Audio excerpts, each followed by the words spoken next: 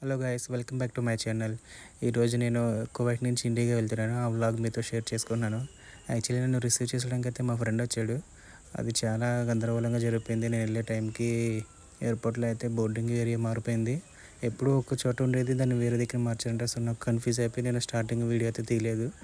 తర్వాత బోర్డింగ్ అయిపోయింది, చెక్కింగ్ అయిపోయింది, అంత మంచిగానే అయింది. ఇంకా డ్యూటీ ఫ్రీకి వెళ్తే చెప్పుకోవాల్సిన లేక డ్యూటీ ఫ్రీలో ఎంత ఎక్స్పెన్సివ్ ఉంటాయో. సో నేను అక్కడ ఏం తీసుకోలేదు. నేను వెళ్ళేదైతే గల్ఫ్ ఎయిర్లైన్స్, అది బహ్రెయిన్లో ఉంటుంది. సో వెళ్ళేటప్పుడైతే మన తెలుగు వాళ్ళు అయితే చాలా తక్కువ మంది, మొత్తం అరబిక్ వాళ్ళే వచ్చారు. కానీ అయితే ఫ్లైట్లో అయితే just 1 hour journey, small journey ఇది, కానీ బాగా జరిగింది కూడా జర్నీ. కానీ వెళ్ళేటప్పుడైతే జస్ట్ టేక్ ఆఫ్ అప్పుడే కొంచెం భయం వేసింది. ఇది జస్ట్ నార్మల్, ఎందుకంటే మనం రీసెంట్ టైంలో చూసిన ఫ్లైట్ ఇన్సిడెంట్ వల్ల కొంచెం మనసులో అలా భయం పుట్టింది.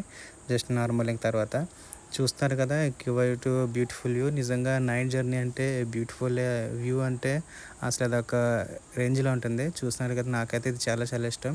నేను లాస్ట్ టైం వెళ్ళినప్పుడు కూడా నేను కిటికీ పక్కనే కూర్చుంది. యాక్చువల్లీ అన్ఎక్స్పెక్టెడ్గా కూర్చున్నా ఇది, ఎందుకంటే ఫ్లైట్ ఆల్మోస్ట్ ఖాళీగానే ఉండటం వల్ల.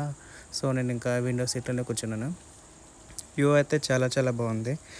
ఇది కువైట్లోనే మొత్తం సిటీ అన్నమాట. ఇది సాల్మియా, ఫర్వాన్ ఇండియా నుంచి వెళ్తాయి కదా. సో అది కూడా దాని తర్వాత కూడా ఇంకా కమింగ్ టైంలో వచ్చేది ఏంటంటే మన సీ బ్రిడ్జ్. మీకు సీ బ్రిడ్జ్ డే టైంలో ఎలా ఉంటుందో తెలుసు. సో నైట్ టైం అయితే ఇది చాలా అంటే చాలా బాగుంటుంది. ఇది నైట్ టైం అయితే మొత్తం బ్రిడ్జ్ నిండా ఫుల్ లైటింగ్తో ఉంటుంది. లైట్స్తో అయితే చాలా వ్యూ బాగుంటుంది. ఇంకా చెప్పుకుంటూ అయితే ఇంకా ఫ్లైట్లో ఇంకా బోర్ కొడుతుందని టీవీ ఉంది కదా. సో మన ముందు టీవీలో ఏమేమి ఉన్నాయని చూస్తే ఇంగ్లీష్ మూవీస్, హిందీ, తమిళ్ ఇవన్నీ ఉన్నాయి. గేమ్స్ ఉంటాయి, బుక్స్ ఉంటాయి, పిల్లలకి సంబంధించిన గేమ్స్ ఉంటాయి. సో మంచిగా ఎంటర్టైన్మెంట్గా ఉంది.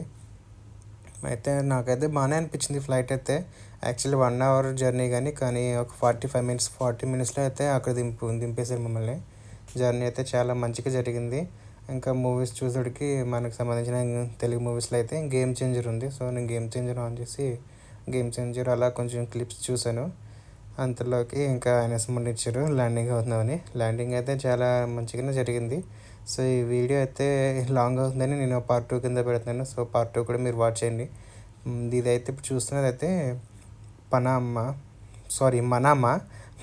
బహ్రెయిన్. ఇది ఎయిర్పోర్ట్ పేరు పనామా అంటే హైదరాబాద్ వచ్చింది కదా.